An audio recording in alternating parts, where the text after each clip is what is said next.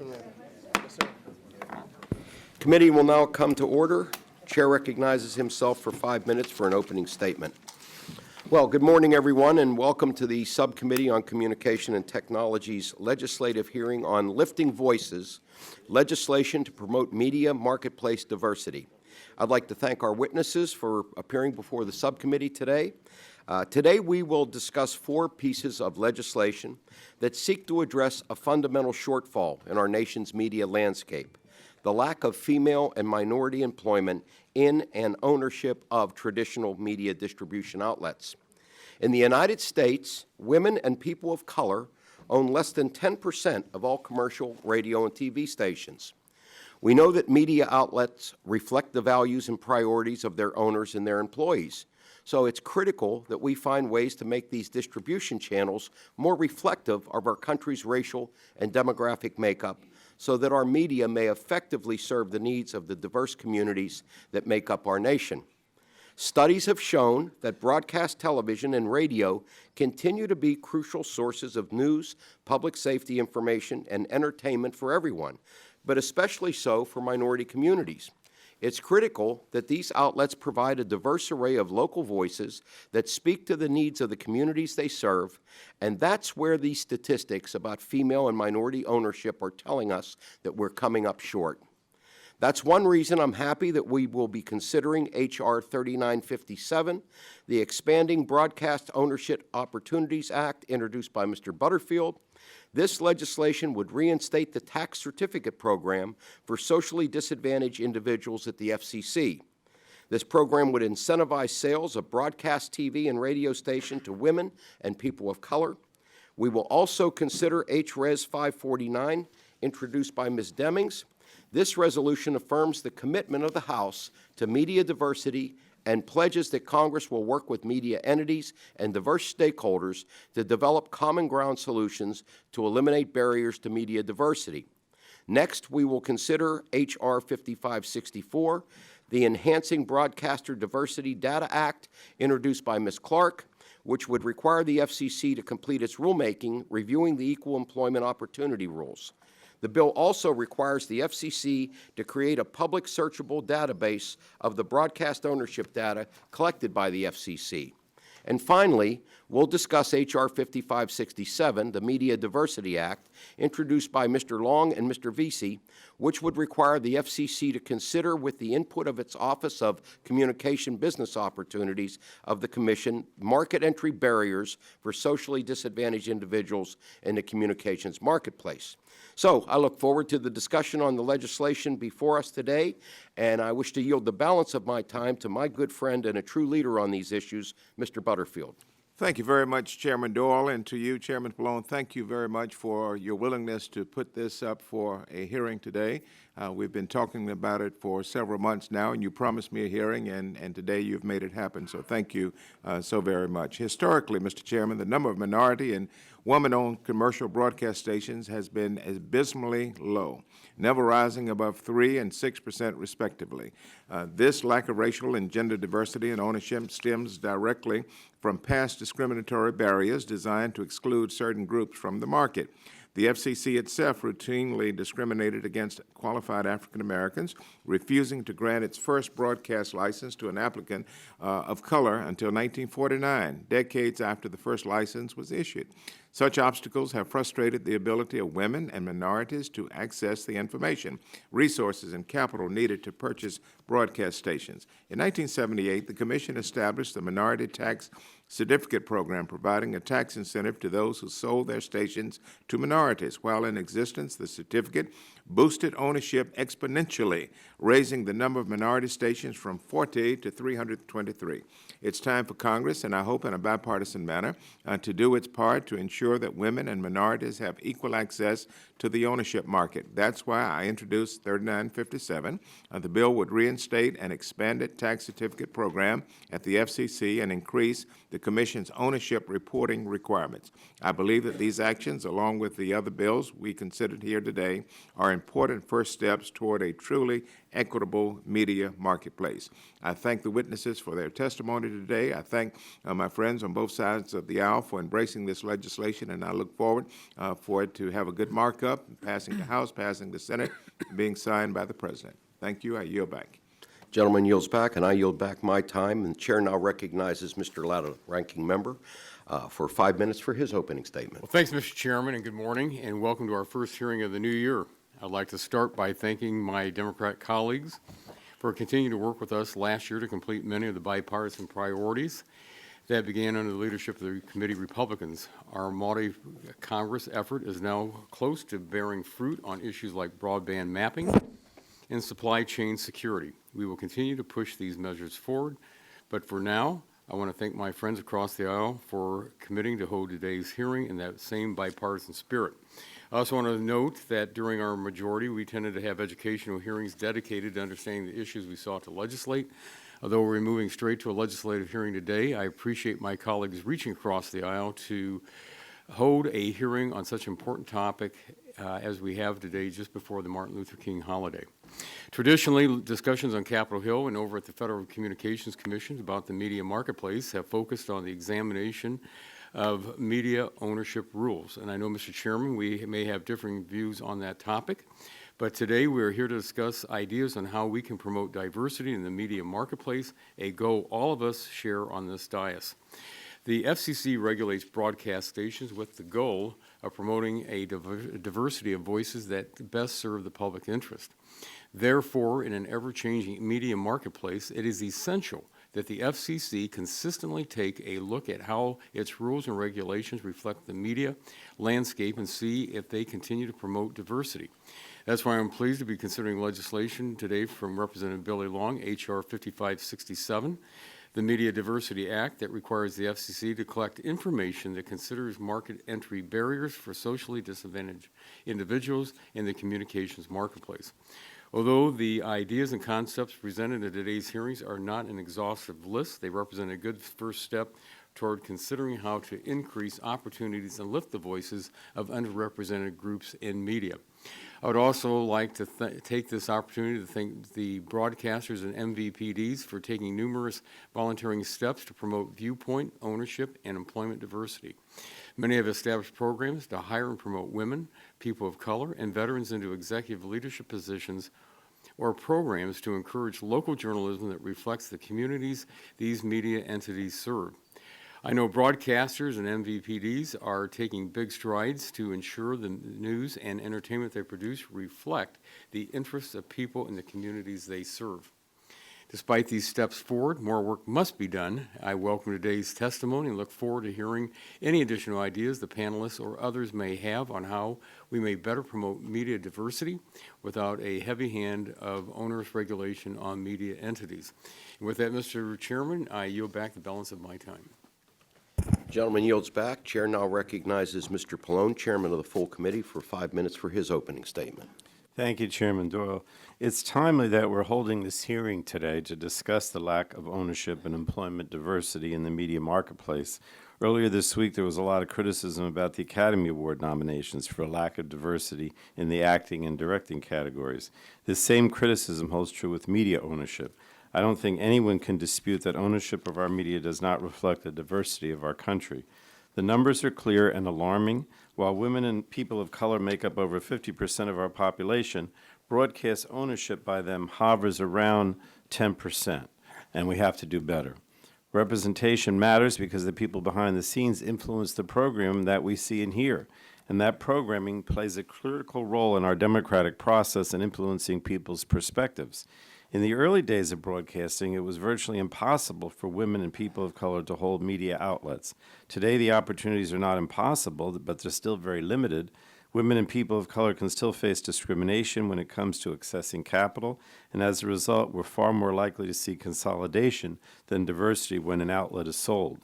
And while I would hope large media companies would reflect the diversity of the communities they serve, women and people of color are unfortunately underrepresented in their executive suites. We also do not have any data to better understand employment demographic trends because the FCC has failed to collect that data for nearly 20 years. And this is extremely unfortunate. Diverse employment is just as critical as diverse ownership. It's the executives and producers who influence program decisions, which news stories to cover, and importantly, how to cover a story. So I'm pleased that we're here today with bipartisan efforts to improve diversity in the media marketplace. Representative Butterfield's bill would reinstate the successful tax certificate program. Representative Clark's bill ensures that FCC's data is analyzed and not simply reported. And legislation from Representatives Long and Veazey requires the FCC to examine market entry barriers for women and people of color. I commend these members for their leadership. It's imperative that Congress, the FCC, and all interested stakeholders work together to help bring more diversity to our nation's media ownership. And with that, I yield the time remaining. Well, I guess I'm splitting it between Representative Butterfield. What's that? Just you. Oh, just you? You're only you? All right, I yield then to Representative Clark the rest of my time. I thank you, Mr. Chairman, and I thank our subcommittee chairman and our ranking member. I thank you for yielding the time, and Chairman Doyle for convening this subcommittee hearing today, promoting media marketplace diversity. As a co-chair of the Multicultural Media Caucus, along with Congressman Tony Cardenas and Congresswoman Judy Chu, I'm reminded of the important role each of us play in a larger fight for a more diverse and inclusive future. During my tenure in Congress, I've dedicated my time to issues related to the state of diversity and inclusion in the media, telecom, and in tech industry spaces. One of my goals is to ensure diverse voices are being represented on and off screen, which includes ownership in traditional media distribution outlets. Today, our committee will discuss legislation that seeks to help address ownership diversity and access to capital for women and people of color, including my bill, H.R. 5564, the Enhancing Broadcaster Diversity Data Act. This bill calls for stronger reporting by the FCC to complete its rulemaking, reviewing its broadcast and cable EEO rules, and to create a searchable database of the collected data. I want to thank my colleagues and the witnesses for being here today to help transform our world into a more equitable space where a myriad of thoughts, experiences, and points of view can be utilized to strengthen our society. I look forward to hearing your testimony, and I thank you and yield back to you the balance of the time. Does And the I gentleman yield back, Mr. Chair. Gentleman yields back. Chair now recognizes Mr. Walden, ranking member of the full committee, for 5 minutes for his opening Well, statement. good morning, and thanks to you for having this hearing and all of our witnesses for weighing in on this really important issue of media diversity. And while we've traditionally talked about promoting media diversity as it relates to the FCC's quadrennial review of media ownership regulations, today's hearing, I'm told, will instead focus on how to better understand the problem before us and how best to incentivize all media entities to create opportunities for and lift the voices of underrepresented individuals, as the hearing suggests. Now, I understand the efforts the broadcast industry and the media industry as a whole take to ensure diversity of ownership, viewpoint, and employment. My wife and I were 50-50 co-owners of our radio stations over the course of 21 years. I'm probably the only one on the dais who's actually had to make these decisions in concert with my wife, who managed the business. Decisions about hiring, decisions about programming, how to serve the local community.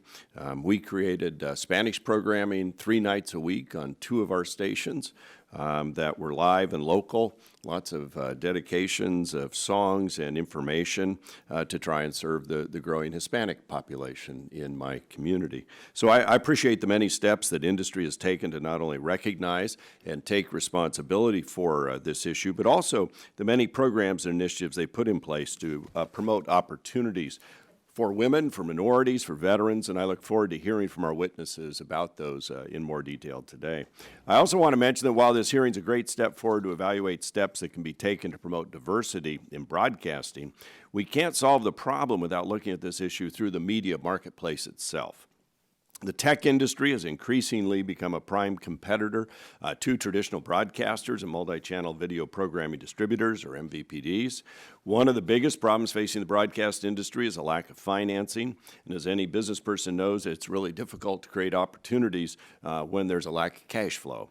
However, billions of dollars are being poured into creating more content now than ever before, which provides ample opportunity to promote diversity in programming. In addition to the focus on creating opportunities in executive leadership positions for minorities, women, and veterans, I'm pleased to see other industry efforts underway that provide opportunities to diverse candidates for roles at every step of the content creation process. And while I recognize the FCC does not have jurisdiction of over-the-top services, these services nonetheless should be an element of our conversation as we examine voluntary efforts to promote diversity. Where the Commission can play a role, it appears they have. And while I won't get into the reasons about why some of this progress has been halted by the courts, it's important that we focus on the larger issue at hand, how to promote opportunity. Some of the bills before us today represent an important step forward to promoting diversity in the broadcast industry. But as I'm sure our witnesses will acknowledge, we have a lot more work to do. So I'd like to thank my colleagues for their bipartisan work on this issue. And, Mr. Chairman, I yield back the balance of my time.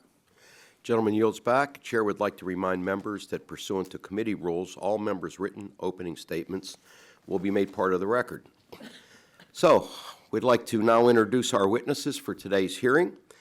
First, we have Mr. Clint Odom, Senior Vice President, Advocacy and Policy and Executive Director, Washington Bureau, National Urban League. Welcome, Mr. Odom. Ms. Catherine Sandoval, Associate Professor at Santa Clara University School of Law. Welcome. Ms. Marita Coley, President and CEO, Multicultural Media, Telecom, and Internet Council. Welcome. And last but certainly not least, Ms. Diane Sutter, President and CEO of Shooting Star Broadcasting, and also someone who grew up in Pittsburgh. So you get as much time as you would like when it's your turn to speak. We want to, yeah, that's right, Gussie. So we want to thank all our witnesses for joining us today. We look forward to your testimony. At this time, the chair will now recognize each witness for 5 minutes to provide their opening statement. But before we begin, we want to explain our lighting system. In front of you is a series of lights. The light will initially be green. The light will turn yellow. And when that light turns yellow, you have 1 minute to wrap up, because once that light turns red, bad things happen.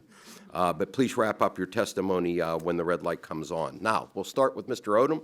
You're recognized for 5 minutes, sir. Good morning, Mr. Chairman, Ranking Member, Chairman Pallone, and Ranking Member Walden, members of this subcommittee. I'm Clint Odom, Senior Vice President in Policy and Advocacy, as you've heard, for the National Urban League.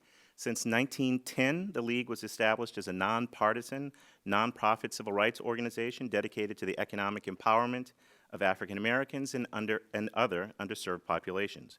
We conduct our work through a network of 90 affiliates across 36 states and the District of Columbia.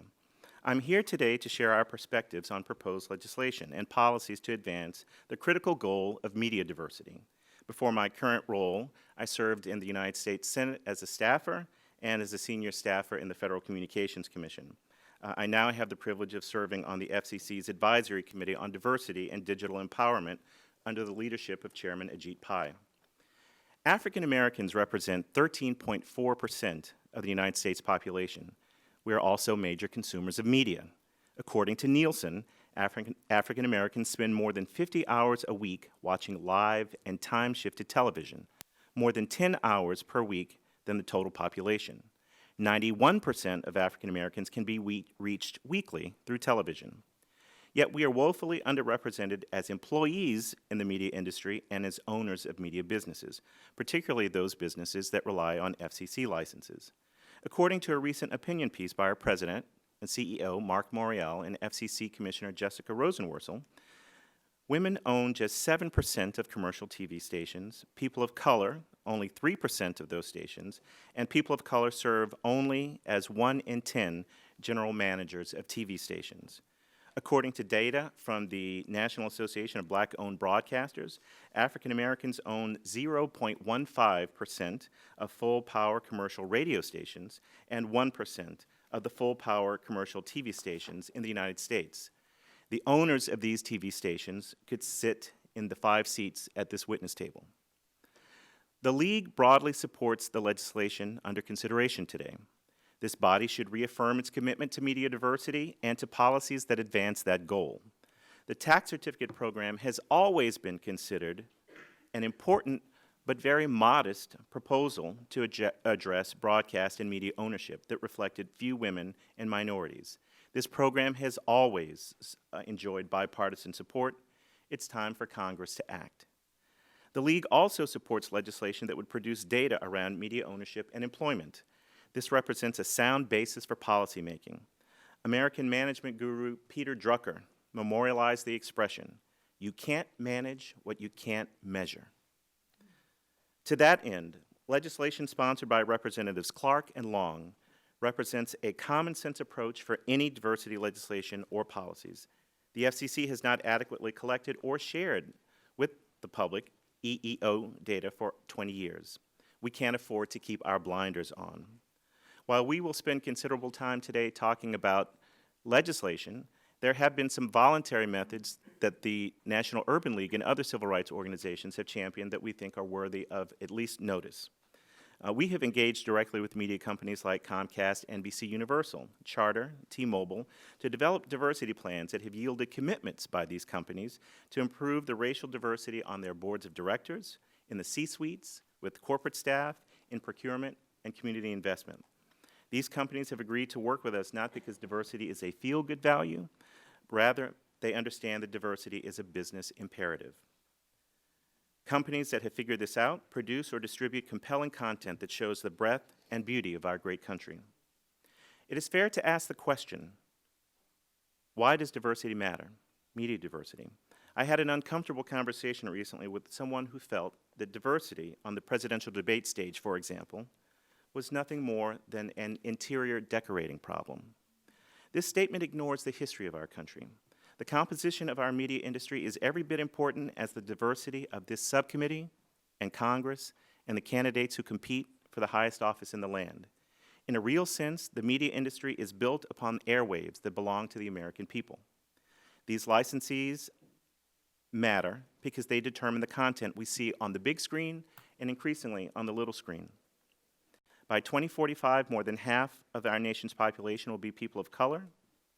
If there's no meaningful opportunity for women and people of color to be employed in this industry or own the means of production, we will see a distorted image of ourselves. Even more, we risk losing the competitive edge that has made us the world's leader in film and television, industry, and arts. I thank you for the opportunity to present and look forward to your questions. Thank you, Mr. Odom. Ms. Sandoval, you're now recognized for 5 minutes. Good morning, everyone. My name is Catherine Sandoval, and I thank the members of the Communications and Technology Committee of the House Energy and Commerce Committee, and also particularly thank Chairman Doyle, Ranking Member Latta, Mr. Pallone, and also full Ranking Member Walden for convening this really historic hearing on lifting voices and legislation to promote media marketplace diversity.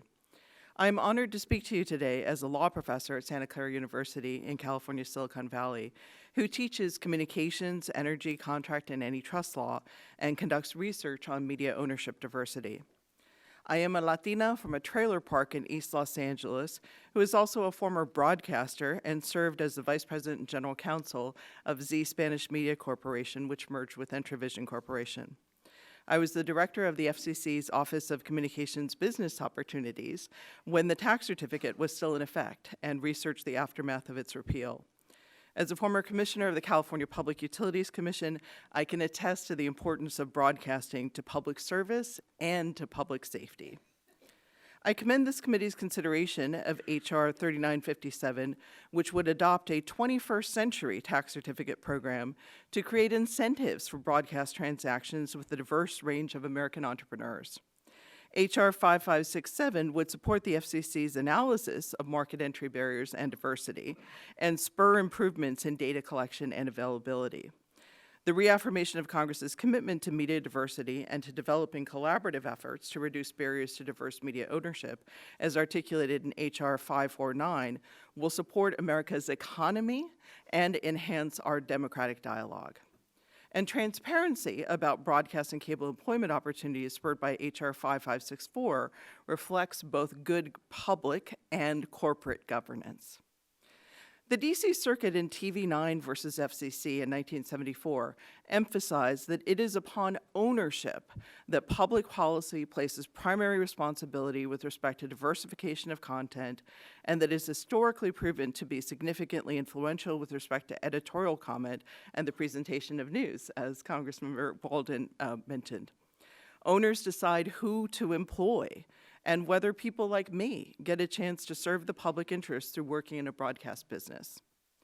The tax certificate program created the opportunity for minority entrepreneurs like my former boss, Amador Bustos, to acquire his first broadcast license. The company I worked for, Z Spanish Media, grew to own and operate 36 radio stations broadcasting in several languages in Texas, Florida, Illinois, California, and other states.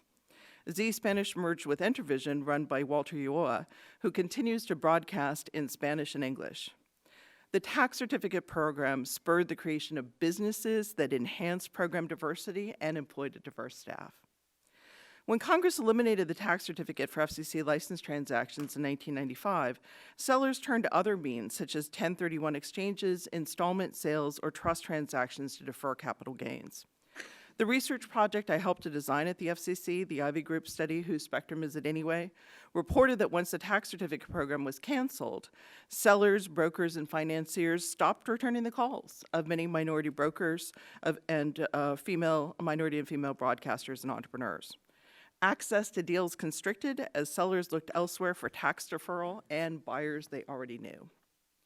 My book chapter on minority commercial radio ownership, published in this book in 2011, reviewed over 11,000 FCC records and found that most of the minority radio licensees in the mid-2009 had entered the market and acquired their first license before the enactment of the Telecommunications Act of 1996. The market entry of many of those broadcasters can be traced to the tax certificate. And only Congress can authorize a 21st century tax certificate as the FCC continues to work on other important issues. Last, I'd like to emphasize that broadcasting is critical for millions of Americans who rely on it daily for news and public affairs information, and especially critical during times of emergencies. When PG&E's website crashed during the power outages initiated in October 2019, when fire danger was high, broadcast radio and television was a key resource about school and job closures and which communities would lose or maintain power. Broadcast and broadband are synergistic communications media. America's public safety, economy, and democracy benefit from a robust and diverse broadcast sector. I thank you for the opportunity to speak with you today and commend your initiatives to spur media ownership diversity and to enhance service to the American public. Thank you. Thank you, Ms. Sandoval. Ms. Coley, you're now recognized for 5 minutes. Thank you. Good morning, Chairman. Your microphone. There you go. Thank you. Good morning, Chairman Pallone and Doyle, ranking members Walden and Latta, and distinguished members of the subcommittee. My name is Marita Coley. I'm President and CEO of Multicultural Media, Telecom, and Internet Council, affectionately known in FCC circles as MMTC.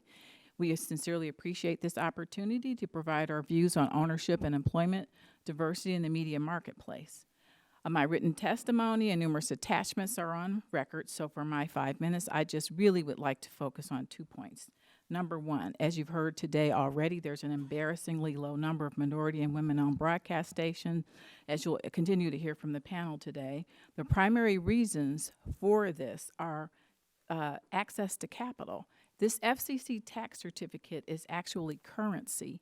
It's used by minority prospective owners. It was used when it was in effect to enter an elite club of owners who really would not have paid attention to these prospective owners had they not borne the tax certificate. So it's as good as gold. It's also a very modest tool. It's an elegant tool, and it enables a minority prospective owner to come to the table by offering the seller the benefit of capital gains tax deferment. So we completely support Congressman Butterfield's bill to bring the tax certificate back. I also note for the record that the tax certificate policy, While it was repealed in '97, there was legislation introduced by Senators McCain and Menendez and Congressman Rush and Rangel. Bipartisan efforts would have not only brought the tax certificate back, but extended it to cable and telecommunications as it had been in the past. And I'd just like to note that for the record and let the committee know that we're very supportive of that.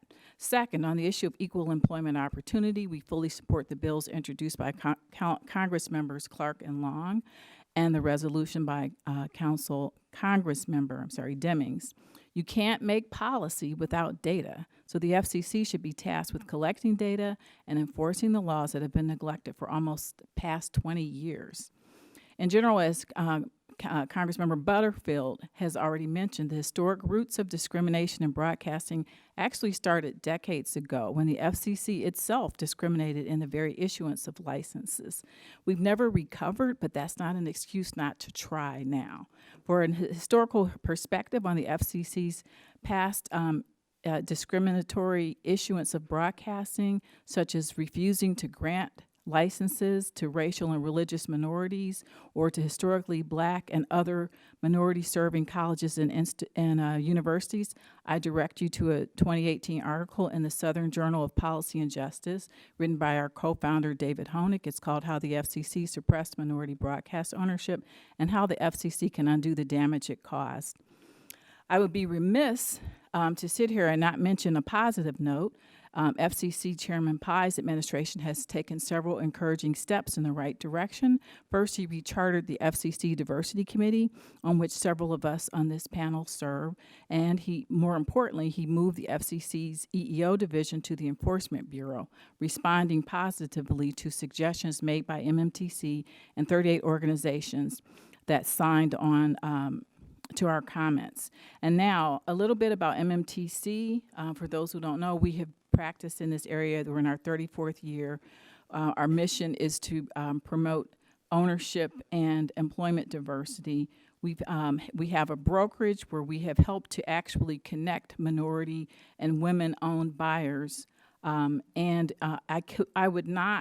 I would be remiss if I didn't talk about a couple of stories here. So my first story is Radio One pioneer Kathy Hughes. Some people know the story. She was rejected by over 30 banks before she finally was able to enter the broadcast market. She and her son, Alfred Liggins, used a tax certificate to purchase 3 of their earliest radio stations. Today, they are Urban One. They own 54 radio stations serving 15 million listeners.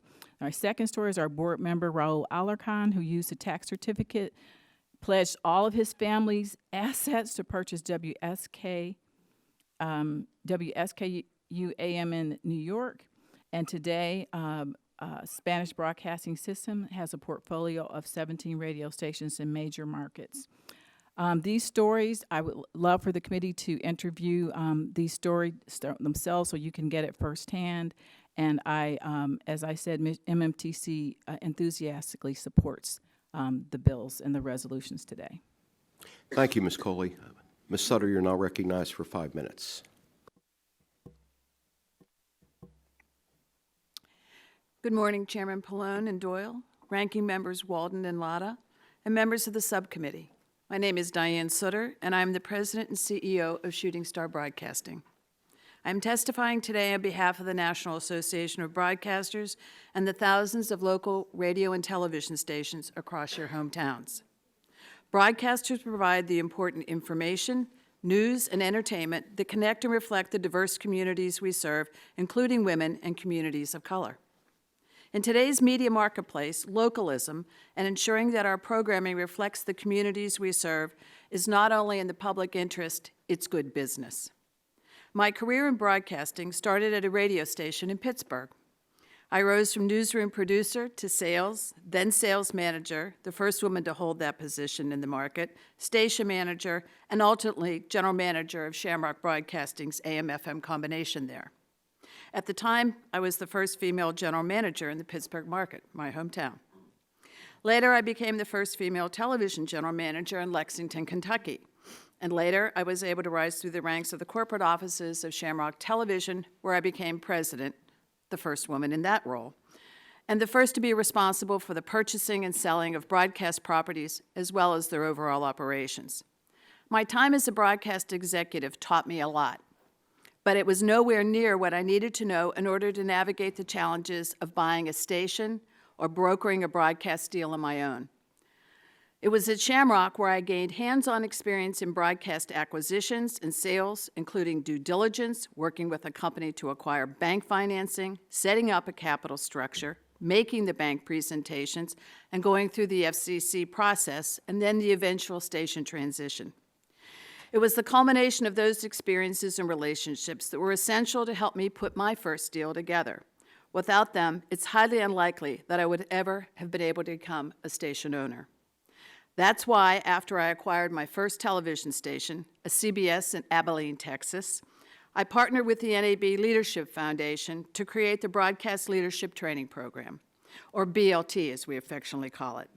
I wanted to share what I had learned with other women and people of color who I saw facing similar challenges that I had faced, and who frankly face many of those same challenges today. BLT is a 10-month executive MBA-style program intended to help talented senior-level broadcasters who aspire to advance as group executives or station owners, particularly women and people of color. It allows them to be exposed to the fundamentals of purchasing, owning, and running a successful broadcast operation. The BLT program, supported by broadcasters for broadcasters, is celebrating its 20th anniversary this year. And of the 325 graduates, over 65% have been promoted one or more times, and 55 have been or are currently station owners. BLT's success stories include people like Carolyn Becker of Riverfront Broadcasting, who came into the program managing 2 radio stations and now owns 18 small market stations. Duane McCoy of Circle City Broadcasting, another alum, bought his first 7 broadcast stations while still in the class. He went on to sell those stations, buy new ones in larger media markets, and today owns the CW affiliate in Indianapolis. Orlando Rosales and his partner Mayela Rojas of Media Vista Group were both BLT graduates and started with one Spanish-language Azteca television station in Fort Myers, Naples, Florida. With the help of BLT faculty and myself, we worked for 3 years to get them the financing of 3 Univision stations in Florida, Minnesota, and Missouri that they have purchased. These are only a few examples, but I can assure you there are many more, and as a woman who rose through the ranks of industry to become a CEO and owner-operator, I not only share your interest in increasing diversity across all media, but consider it a cornerstone of my career. To that end, there are actions that Congress can take to help incentivize sales to broadcast interests. First, Congress can promote media diversity by passing Representative Butterfield's Expanded Broadcast Ownership Opportunities Act, that legislation to reinstate the tax certificate. From 1978 to 1995, the program was highly effective in leveling the playing field for underrepresented broadcasters, increasing minority ownership in broadcast stations by more than 550%. Second, Congress should examine whether modifications can be made to SBA loan guarantees that better reflect the realities and unique challenges of financing broadcast properties. Thank you for inviting me to this important issue today. Broadcasters look forward to continue to work with this committee on supporting diversity at every point in the media pipeline. I look forward to your questions. Thank you, Ms. Sutter. So we've concluded our openings. We're going to now move to member questions.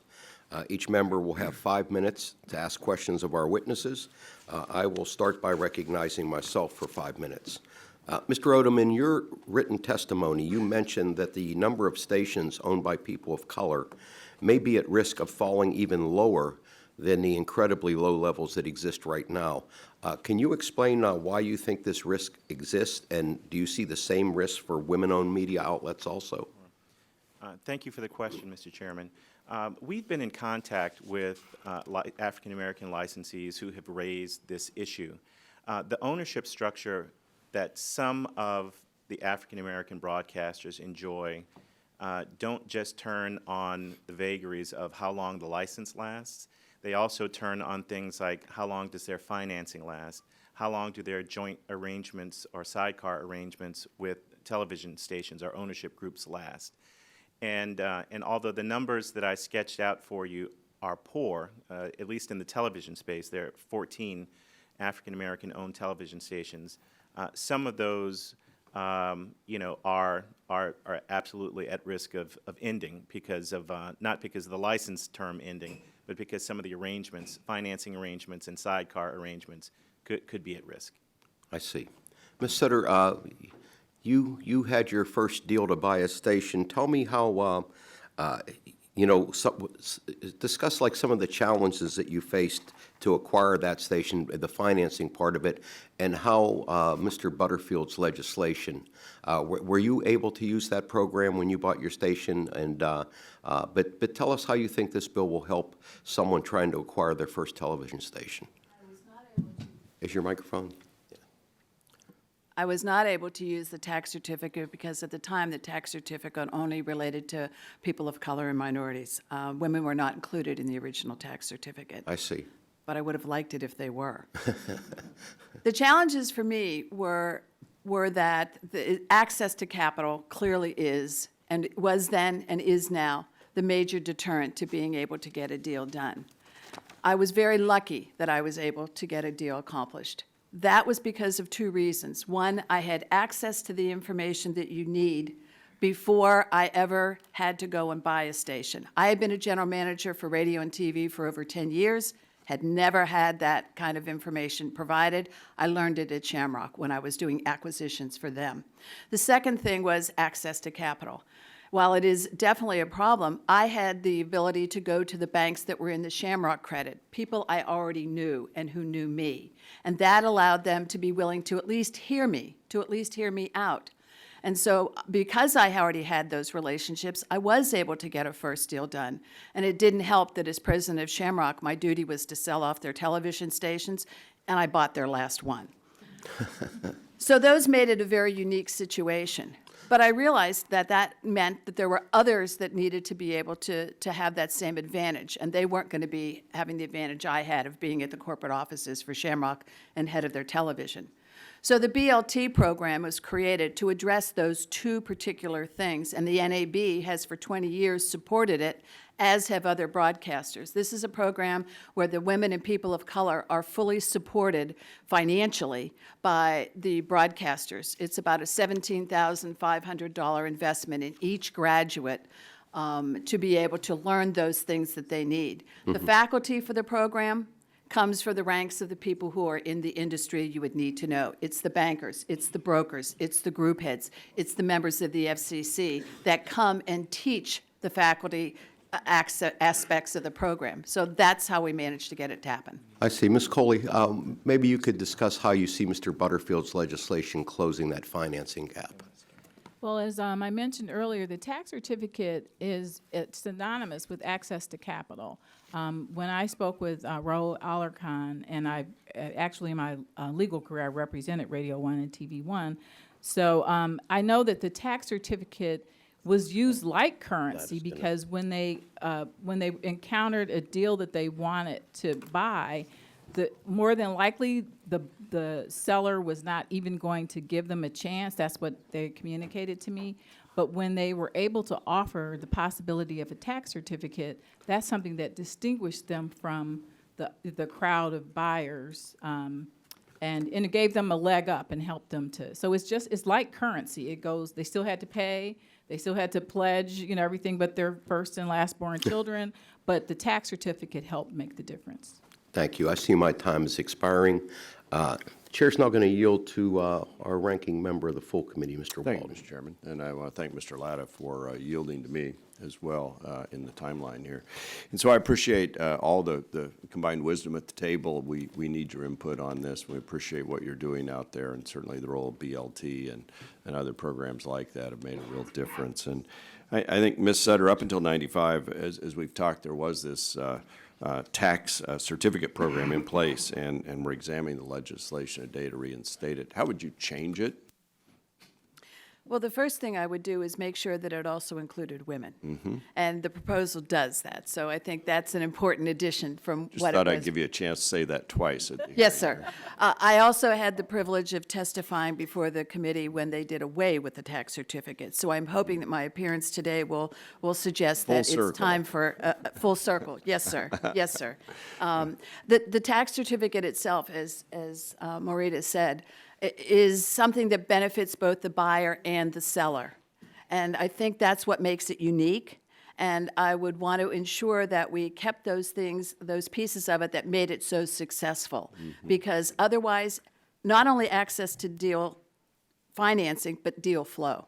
It allows minorities and women of color and to be involved in getting the call from the seller that they're actually going to give you an opportunity to bid. Many times, we don't even get into the deal flow. Interesting. That's an important note. I was thinking, too, as I listened to you, how much of this is a sort of license issue, broadcast issue, whatever, and how much of it's a banking issue? I think it's a combination of both. We really haven't addressed the banking piece. I mean, I think about you going in and to a lender, and they're going, yeah, I don't know. Is that the lender issue? Because you know how to run a business. You've proven that. Yes, but ownership is different because, in essence, someone else is investing in you. Yeah, right. And so, as a result, they need to know more than you're just a good person and a good operator. They need to know that you are capable financially of being able to uphold your commitments. So when someone else invests in you, it is incumbent upon you to be able to demonstrate that their risk matches the reward. Sure. And then in terms of collateral, can you speak to those issues as well? Yes, one of the challenges and what makes broadcasting unique is that probably our most valuable asset is our license, and that is not permitted to be used as collateral in any Right. kind of a financial way. So many of the banks look to broadcast, whose value is not in equipment or in bricks and mortar, it's in the value of the goodwill. And that's not something that a bank can attach as collateral. Which I think makes the industry very unique in that respect. Are there other witnesses who want to speak to that part of this equation? Yes, thank you very much, Congressmember Walden. One thing I would like to emphasize is that the tax certificate is absolutely critical to access to deals, right? It provided not just access to capital, but access to deals. And this is particularly important because under the Communications Act, Section 310D, the FCC cannot consider whether a different party in a application to transfer a license would better serve the public interest. So what the tax certificate did is that it created private sector incentives to actually do deals with minority buyers and eligible buyers who would then apply together with the seller to the FCC for license transfer applications. So these incentives were really important because especially under the tax code as it existed then, and there still are incentives in the tax code now, to do other deals where you could have done a 1031 exchange or do other things to try to defer capital gains or do trusts. And so the tax certificate gave an incentive to do something different and partner with people who you wouldn't have partnered with before. And I'd also like to underscore and thank MMTC for their brokerage when I worked for Z Spanish Media. In fact, Z Spanish acquired some stations through David Honig as a broker who put buyers and sellers together. And as I mentioned, our station owner got his first deal through the tax certificate, which though he had a PhD from UC Berkeley, though he had been a broadcaster, it was the tax certificate that created the access to the deal. All right. All right, very good. Mr. Odom, real quickly. This tax certificate program is just the latest in a very long line of bipartisan tax policies that have been pursued by the Congress to achieve results that where the markets create sometimes impenetrable barriers, whether it be the new markets tax credit or the most recent opportunity zone tax credit that was passed at the end of 2017. These are ways of enacting social good through the tax policy using market-based incentives. All right, thank you. I would just conclude by saying when we bought our stations from my parents, I'll always remember being with my wife. We were working on Capitol Hill then in the law firm downtown when my father said, oh, by the way, it was the worst February we've ever had. And the exciter just burned out on the FM. You're going to need to replace that. It's like, what am I getting into here, Dad? Anyway, thank you. Thanks for having this hearing. I yield back. Gentleman yields back. Chair now recognizes Mr. McNerney for 5 minutes. I thank the chairman. I thank the witnesses for your testimony this morning. Professor Sandoval, my district includes part of Contra Costa, San Joaquin, and Sacramento counties. As a former California PUC commissioner, I'm sure you're familiar with that area. It has a very diverse population, and it was severely impacted by the recent wildfires in California. For example, during the Kincaid fire, a small fire erupted that resulted in the city of Oakley residents having to be evacuated. 88 cell towers went down in Contra Costa County, and a highly dangerous air quality filled the area. So if we don't do more to increase minority ownership of broadcasting stations, what would it mean during times of crisis for constituents in districts like mine where the real risks of being impacted by wildfires and other national disasters? Yes, thank you very much, and thank you for your service to the community and California, Congressman McNerney. I'd like to underscore what you were saying about the important role of broadcasting during disasters, and sadly, we've had our share in California. And what was absolutely critical was that during the large-scale power shutoffs that happened during the high winds and wildfire danger, very quickly, PG&E's website crashed, and so people were not able to get information about where to go, which was really critical, especially for people who needed to keep their diabetes medication refrigerated, used equipment on medical baseline, how to figure out if their job was closed, if their school was closed, and pick up their kids, or where it created a real crisis because people couldn't work for days and lost income. But PG&E was actually able to fax out a list to the broadcast stations of the cities that were going to lose power. And so people depended, millions of people depended on broadcast, radio, and television for information about where power was out, where power was available, what the closures were. And as you mentioned with the evacuations and the fires, in Sonoma County, you also had 200,000 people evacuated during the Kincaid fire. Radio was absolutely critical when, particularly as you mentioned, sadly, cell phone towers went down, whether it was due to lack of power or the California legislature just held a hearing on this topic where they identified both lack of power as well as issues with lack of redundant networks and in some cases lack of maintenance contributing to outages. So while day to day, many of us do rely very heavily on cell phones and the internet, broadcasting really showed itself truly to be a lifeline, and broadcasting that addresses the needs of diverse communities is particularly important, especially during those times of crisis. Good, thank you. The digital divide is a real challenge facing my district. In your testimony, you note that for those living on the other side of the digital divide, radio and television broadcasting remain daily mainstays.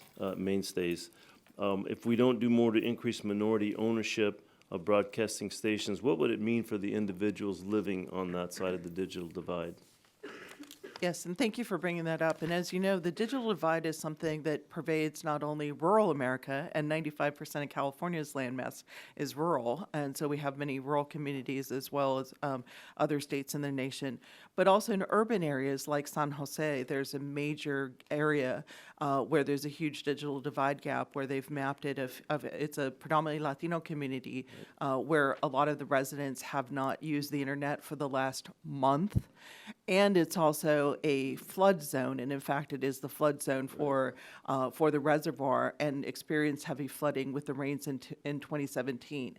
So it's absolutely critical that we work simultaneously to close the digital divide and to ensure that we also harness broadcasting, because one of the things that happened in Paradise, California, the Camp Fire, was that for a variety of reasons, the county didn't activate broadcast alerts. And so particularly with also a lot of elderly people depend on broadcast and didn't have the cell phone access, didn't use the internet, and didn't get the message.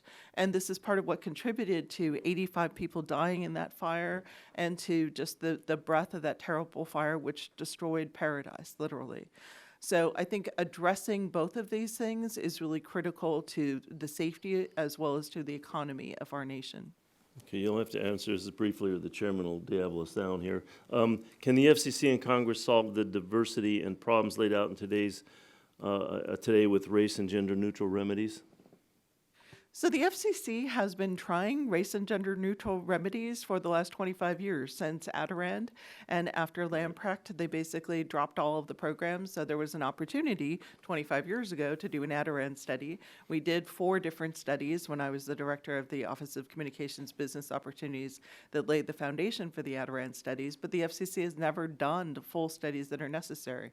So we've had a 25-year experience with race and gender neutral policy, and what we've seen is that basically the people who've been in the best position to grow were people who had entered previously, and also some of the graduates of some of these particular programs. But race and gender neutral policies have not produced the kind of results that the policies before 1995 produced. Gentleman's time has expired. Chair now recognizes Mr. Latta for 5 minutes. Well, thanks, Mr. Chairman, and thanks to our panel for your great testimony today. I want to applaud Chairman Pai's focus on working to promote diversity, and in particular the incubator pilot program that the Commission had adopted, which is unfortunately held up by the courts. And today's testimony also discusses the great programs and initiatives that the broadcast industry has voluntarily implemented, including the Broadcast Leadership Training Program. These programs aim to facilitate diversity in the media marketplace by providing opportunities for people to enter the broadcast industry and rise to the executive leadership positions. Ms. Sutter, if I could start my questions with you, what role can Congress play in shaping an incubator program similar to one proposed by Chairman Pai that would apply to both TV and radio? Thank you very much. The FCC Diversity Committee, of which I chaired, and also 2 members of the testimony committee here are part of. Thank you, Clint and Morita, for your service. Worked very hard to create the incubator program, and the FCC supported the recommendations that were made from the Diversity Committee and implemented the incubator program. We would suggest that you are not constrained by those same things that the FCC is, and we would encourage this committee to consider adding the incubator program to your consideration of things that can improve diversity in the industry. And we would also ask that you include television. So I appreciate your suggestion in that regard, because the incubator program as it was put forward was only for radio. I have graduates of the BLT program right now in television that are looking to acquire television stations. And the incubator program, which was a way for stations to be able to provide station ownership opportunities to those that could be taken a year to work with them, to be able to learn how to manage and own stations, and then they would have the opportunity to buy those stations. So I think that's another vehicle for that, and would hope that Congress could do something to codify that along with the tax certificate. The 2 of those things together make a pretty poignant opportunity. Well, let me follow up with another question to you, because I know that hearing your discussion and in regards to the access to capital out there, let me go with another question on that area. From if you could, when you discuss your learning experiences as you advance in the broadcast industry, from buying your first station to helping entrants secure their first deals, do you believe it's difficult to know when a broadcast property is on the market due to a lack of transparency of those transactions? Yes, sir. I referenced the idea that access to deal flow is as important as access to capital. One of the things that the tax certificate did was to incentivize sellers to look for a potential person of color, or hopefully now a woman, to be a buyer. They do not have that incentive at this time. And so that provides clear reasons to seek out women and people of color as potential buyers. And we have many qualified individuals who, both in and out of the BLT program, are able to do that. And so I think that's an excellent way for that to happen. Let me ask, what role should Congress have then? Well, I would hope that Congress would add the incubator program as a consideration to the legislation that you're already putting forward. Okay, thank you. In my last minute and 17 seconds, not picking on you here, we've heard that some statistics show that employment diversity among broadcasters remain better than their over-the-top streaming competitors in the tech industry. How much of that do you believe is because of the FCC regulations versus practical interests of broadcasters to produce content that reflects the interests of the communities they serve? I think there's no question that the difference between some of the other companies and organizations that you referenced and broadcasters is that we're local, and that we are about being in our communities and knowing how to create programs that serve those communities, because one size does not fit all. And our ability to be able to do those things in individual markets that respect those markets is what separates us. Okay, well, thank you very much, Mr. Chairman. I'm going to yield back the balance of my time. Gentleman yields back. Chair recognizes Mr. Soto for 5 minutes. Thank you, Mr. Chairman. I have the honor of representing a very diverse area in Central Florida, high growth, and this continues to be a big issue. I noticed the FCC is releasing new FM station applications, but they haven't really released a lot of new television station applications over the years. So my first question is, would these bills help with this new tranche of FM stations coming out to increase minority and women business ownership, and would we need to open up more new TV stations to help also give more access, since it's tough to buy one compared to creating one? I'll start with you, Mr. Odom, and we'll go down the line. This isn't an issue that we have expressed an opinion on, but I think if you look at the simple, matter of laws of demand and supply, we've had a constriction of the supply of television stations. I imagine some of that is owing to the fact that we've had some of that spectrum ceded to the commercial wireless space. So I think it would be great to create new market areas and new licenses. I just don't know how realistic that is, and we have not, as an organization, looked at that particular issue. Okay. Ms. Sandoval? Yes, thank you very much, Congressmember.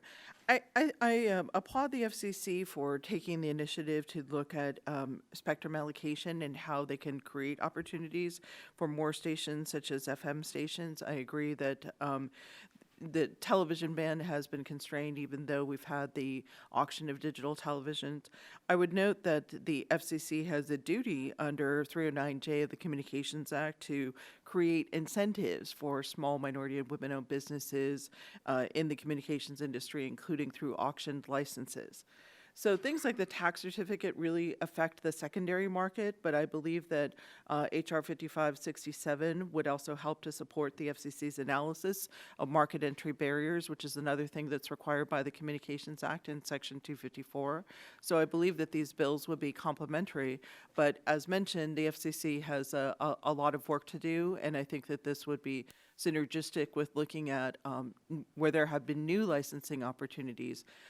Last, I would like to add that when I looked at my research, pulling over 11,000 records to analyze the status of minority broadcast, that sometimes when the FCC had done things like the expanded band or the 80/90 docket, where they expanded stations, that was a really critical entry point. So I think this is going to be a critical entry point of opportunity, and we need to make sure that the policies are there to really value and create the rules that promote diverse media ownership and service to the public. Ms. Coley? MMTC hasn't spoken on this issue as well. However, I believe that anytime there's an opportunity where there are new opportunities to, like the 80/90 docket was one of the ones where it just opened up a lot of new licenses. So the tax certificate wouldn't necessarily work in that respect, but I think that what Congress could do is to act as, to have something that encourages financing, that encourages diversity with respect to the new allotment. The tax certificate, wouldn't really be the way. Sure. Ms. Sutter? To speak to your question more specifically, the entrance of new FM stations for an auction would certainly be welcomed. I referenced in my testimony Caroline Becker, and 2 of her 18 stations she acquired in the FM auction, and they built those stations. The problem with the television allocations right now is because we're repacking the entire table of allocation for television as we go through the conversion process and redistribute all of the TV stations, it's frozen at the moment. I believe that once, in fact, that gets fully exercised and all of the repacking is done, that we would hope the commission would go back and find more television licenses to put for auction. And Mr. Soto, if I may. Sure, please. MMTC, it's been mentioned, we work with everyone in terms of, we have a nonprofit brokerage where we aggressively seek out minority and women-owned prospective buyers. And so in that context of our brokerage, I think that if there were a new allotment, that would be a great opportunity for us to use our services to try to find minority and women owners. Thank you all for your response to my time has expired. Gentleman yields back. Chair now recognizes my good friend, Mr. Bilirakis, for 5 minutes. Thank you, Mr. Chairman. I appreciate it very much. I want to focus on another subject that hasn't been brought up, but first I'd like to tell you that Sheila Johnson, who is the founder of the BET, lives in my district part-time. She's a wonderful, wonderful person. Wonderful. She's a trailblazer, and she was born in McKeesport, Pennsylvania. Did you know that? All good things. Another from fellow Western Pittsburgher. Pennsylvania. Absolutely, yeah, particularly Western Pennsylvania. Yes, sir. But I represent the Tampa Bay area, and I'm very proud of that. We like that, too. Yeah, absolutely. So in any case, this an issue with regard to veterans. In many circumstances, veterans are deemed part of a class for distinctive treatment.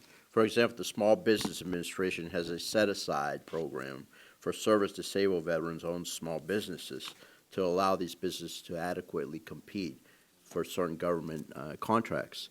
Many federal agencies have similar programs for both veteran-owned businesses and service-disabled veteran-owned businesses, in addition to programs for sex and race-based diversity. Mrs. Sutter, what actions is the broadcasting industry taking to promote and incorporate veterans, and particularly veterans with service-connected disabilities, into the marketplace? Thank you for your question. Sure. The Broadcast Education Foundation, the Leadership Foundation of the NAB, has a number of initiatives that they do to work with veterans. They have partnered with Veterans Strong, and at their national convention, they hold a military veterans outreach breakfast every year at the national convention, and it's for HR directors from broadcast companies from all around the country. And there are speakers and panelists to talk about how to recruit veterans, how to reach them, and then once they're in the workforce, how to work with them to help them succeed. In addition, they also co-host the Career Fair with the Broadcast Education Association to specifically address veterans and encourage them to participate in the fair and then help them move on in that regard into the broadcasting industry. But I think one of the greatest examples is that most of the broadcast companies out there are interested in reaching veterans. As you all probably know, our congressional PSA program that the NAB does, veterans is one of the main topics that is available for members of Congress to use. But to give you a specific example, Hearst Broadcasting actually has a director of military recruitment. And that is a military veteran in that role. And the job of that veteran is to go to bases specifically for the purpose of recruiting veterans to come into the broadcast Has there been a great deal of interest? Yes, sir. Good, very good. And I would think so. Well, the CEO of Hearst Television is a BLT grad, so suffice it to say, he understands that importance. Excellent, excellent. What can Congress and the FCC do as far as promoting veteran-owned small businesses? Well, I think the program that you mentioned at the SBA is certainly one, because we as broadcasters also work with the 7A program, and it's an adjunct to that. So continuing to work on that program, I think, is helpful. And certainly we as broadcasters want to continue to make sure our doors are open to veterans to be part of our industry. Very good. Anyone else like to add anything on that particular subject? Yes. Thank you, Congressman, for this question. I would note that when I was a commissioner of the California Public Utilities Commission, that we had a program also specifically authorized by the California legislature that promoted opportunities for a variety of diverse businesses to be able to do business with the regulated utilities in California, electric, gas, water, and telecommunications, and that veterans, especially service-disabled veterans, as well as women and gay, lesbian, bisexual, and transgender people were specifically included in that program. We found with a lot of utilities there's a huge interest in veterans who have that experience with both working in a high safety environment, a high risk environment like you get with natural gas, and working with things like climbing towers, which is also important for broadcasting. And so I think promoting this would be important, but right now this is something that the FCC hasn't been charged with, and so I think in looking at the legislation, this would be another example. For example, that the FCC cannot on its own reinstitute the tax certificate because Congress ended it, but Congress could reinstitute the tax certificate and include groups such as service-disabled veterans as well as minorities and women. Gentleman's time has expired. All right. Very good. I yield back. Chair recognizes Mr. Vesey for 5 minutes. Thank you, Mr. Chairman. I really want to thank all the witnesses for coming to talk today about diversity in media and how we can really work with organizations to secure diversity in media ownership in the United States. And I think it's really interesting that we're having this hearing right now because, as you know, the Oscar nominations were just released. And there's been a lot of talk about some of the nominees and the lack of diversity with some of the nominees as it relates to that segment of the media community. And so maybe during this hearing, we can find a solution to hashtag Oscars So White. I don't know if we're going to be able to find a solution for that, but at least if we begin to just start having conversations, I think that we're really taking a step in the right direction.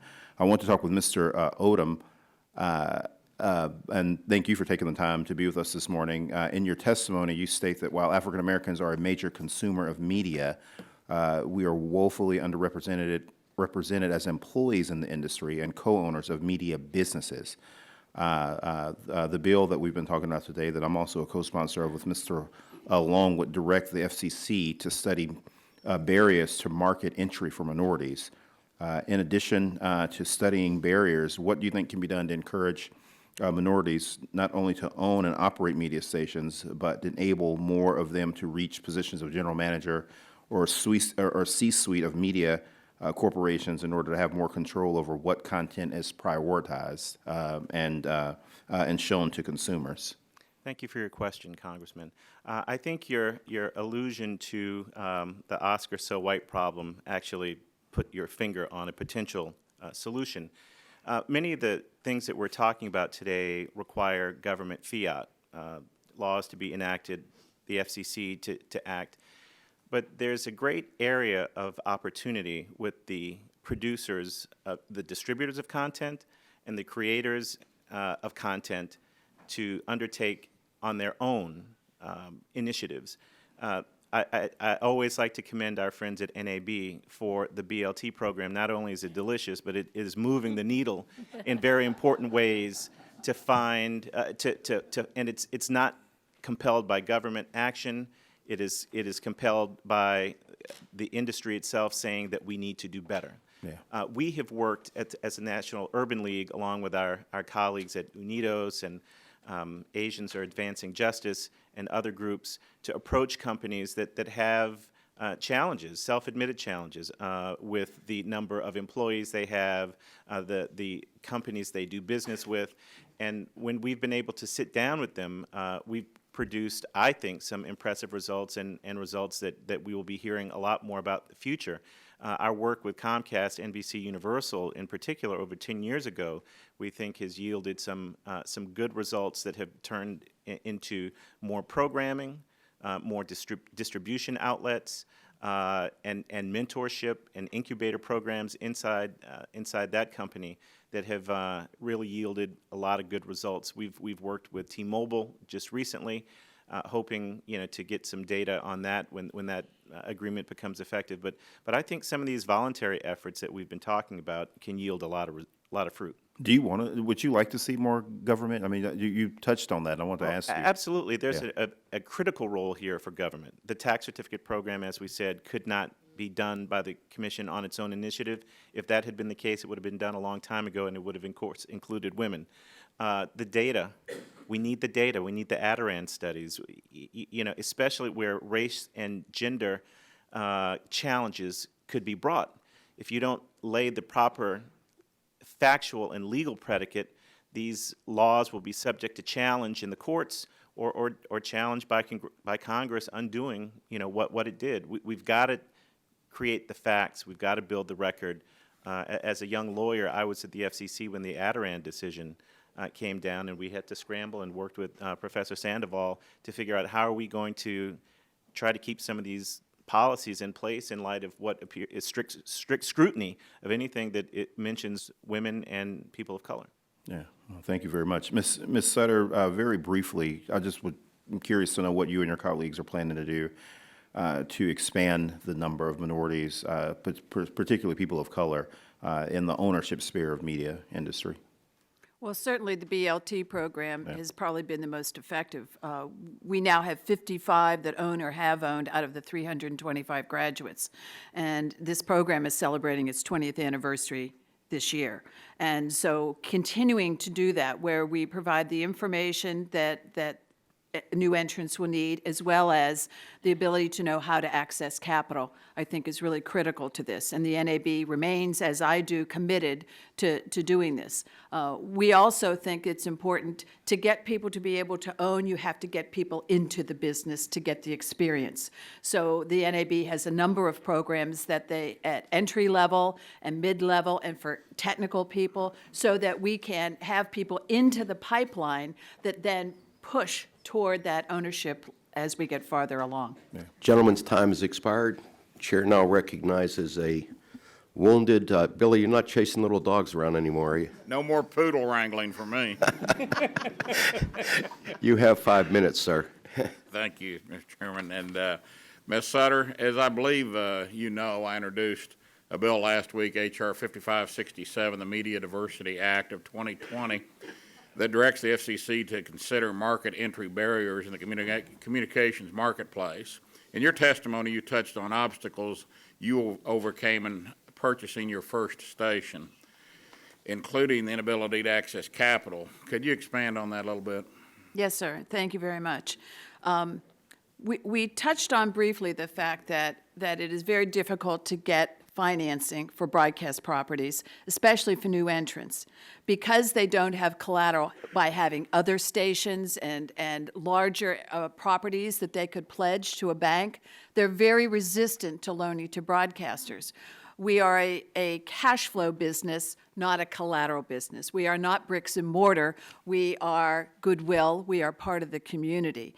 As such, banks are reluctant. They don't understand. And much of the work that we do is to try to educate banks on how to loan to the broadcast industry, because many smaller regional banks are not familiar with how broadcasting works. And so they're reluctant to be able to do that. And so it is an education process, and certainly the idea of a tax certificate is something that I think really addresses so directly how to get capital, because if in fact you have a major company that's willing to sell to a new entrant, it gives a higher degree of confidence to a bank that they're buying a property that's an ongoing property, that it's got good resources. And so I think that the tax certificate not only helps get us access to deal flow, it helps us get access to capital. I know that there's been a lot of consolidation things going on since you purchased that first station. Has accessing finance become easier or rougher since that time, and what's being done by the FCC and the private sector currently to solve those issues? I can tell you it wasn't easy then, and it's not easy now. So that hasn't changed. The difference between then and now is, I think, that we went through a very serious economic crisis in 2008, 2009, and 2010. And what that did was to take many companies that were in the broadcast space of lending, and they left the business. So we have fewer financial institutions that are considering and have experience loaning to broadcasters, which makes it more difficult. Which is why, if we can demonstrate to banks that it is a profitable situation, because the bigger companies get financing. The bigger companies have bank deals, but they also have more concentration to be able to pledge. So for us, the tax certificate is an answer to so many issues that affect women and minorities. But the thing that I think is the best is we know it works. We have statistical history. We may not have statistics on everything, but we have statistical history that says that increased the number of minorities by 550%. I think that's a great track record that we ought to begin to use again. Quite a statistic, and Yes. I believe my bill will give us a better picture of the state of the marketplace by requiring the FCC to consider market entry barriers for socially disadvantaged individuals. Other than access to capital, what are some of the other barriers to entry? Well, certainly the access to deal flow, and we've touched on that, but getting the major companies to talk to smaller broadcasters is also a challenge. Just being able to get into being able to know what station's for sale, because the deals frequently are never publicized. They don't even go to brokers. It's one person talking to another person, and next thing you know, a deal has happened for which you are not even able to present your case. So the tax certificate, in essence, incentivizes all sellers to look for, to identify, and to speak to women and people of color who can then be helpful to them by providing the tax benefits. Okay. Ms. Sandoval, you want to add something? Thank you very much, Congressmember. Another dimension I wanted to add to this, as Ms. Sutter mentioned, broadcast is a cash flow business, and that one of the practices that really undermines cash flow, continues to be an issue for minority broadcasters, is the practice of what's called minority discounts. And this is something that was documented in another chapter in this book, and also in the 1999 study that we commissioned at the FCC called When Being Number One Is Not Enough.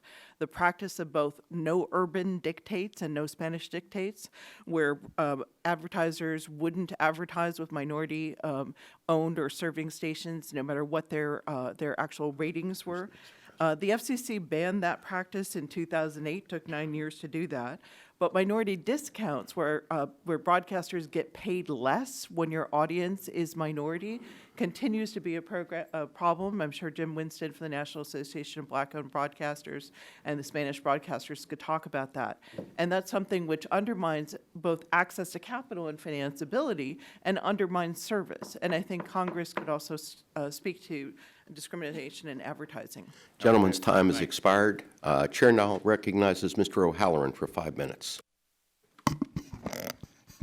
Thank you, Chairman Doyle and Ranking Member Latta, for holding today's hearing on ensuring every voice is heard in our media marketplace. Diversity and the free expression of such viewpoints is a bedrock of our democracy. It is important that we increase opportunities for diverse ownership within the media marketplace, especially in rural communities, such as those in my district that may lack this type of diversity. I have a tremendous amount of Hispanic population. There's no radio station. Native Americans have a couple of radio stations, but I have 12 tribes, and a lot of those don't have.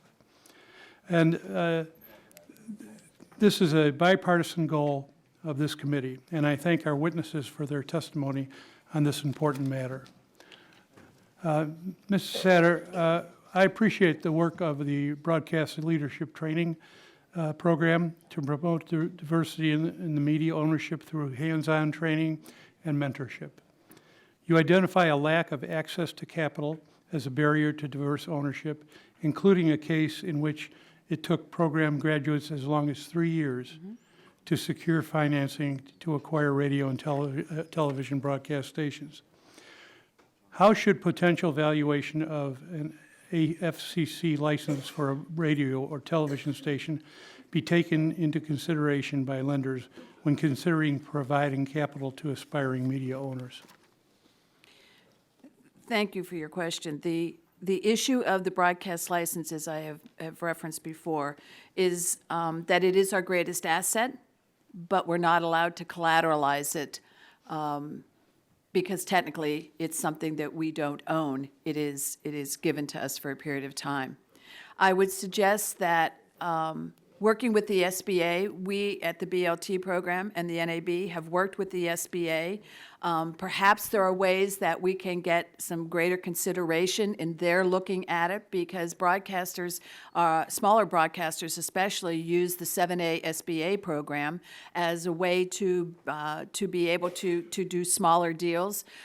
They lifted the limit from $2 million to $5 million, which now makes it something that can be useful for broadcasters. And so we eventually were able to do a 7A loan for the individual that I referenced in here. But I think that the SBA would be a place that we could certainly look to be an example by perhaps changing some of the requirements of how they looked at a broadcast license. And that would perhaps assure other banks, because, you know, the SBA licenses or the SBA loan is guaranteed over $350,000, over $150,000 is guaranteed for 75%. So the banks that loan under the SBA program have a 75% guarantee from the SBA. So that is one way that is very specific that I think we could look at a place where Congress could make a difference, where the SBA, I think, would be open to something like this, and the NAB has an ongoing relationship and conversation with them. How can the FCC's incubator program for aspiring radio broadcasters help address common barriers to ownership such as experience or access to capital? In your opinion, how could this incubator program be improved to include television, which it was discussed earlier? And I'd like to know a little bit more about the mentorship program, how that works. Yes, sir. The incubator program, as it was designed, was a way, again, not unlike the tax certificate, to give incentives to larger companies to want to work with a new entrant, be it a woman, a person of color. That the idea is that they would in fact mentor to be an incubator for someone who is interested in buying one of their properties. And they would identify a property, they would have that person work there, and in essence act as its operator and in an ownership-like position. And they would provide them with financial incentives, they would provide them with expertise and training from other people on their team and their staff, and at the end of that period, that there would be an opportunity to perhaps acquire that station. And for that, the incubator would have the opportunity to perhaps get credit toward owning a station in a market where they might not be able to do so. Thank you. I just want to point out, I've worked with a number of contracts that require diversity within the chosen people. And this is one of the most difficult processes I've come across as far as being able to capitalize the process and move it forward. Thank you very much. Gentleman's time has expired. Chair now recognizes Ms. Brooks for 5 minutes. And Ms. Brooks, before you start, what I say to the witnesses, when you see that red light flashing, that means you should stop speaking too, okay? We've had a couple times when we've gone over a minute, except the witness from Pittsburgh, you can speak. Ms. Brooks, you're recognized. Thank you, Mr. Chairman. And Actually, thank you all so very much for being here. I represent Indianapolis, Indiana, Indiana's 5th Congressional District, and so I was really pleased, Ms. Sutter, that you talked about DeJuan McCoy and his role, which is, I think, a very exciting role, not only for Indianapolis, his new ownership of 2 significant television stations, but his leadership role with Circle City Broadcast for a number of years.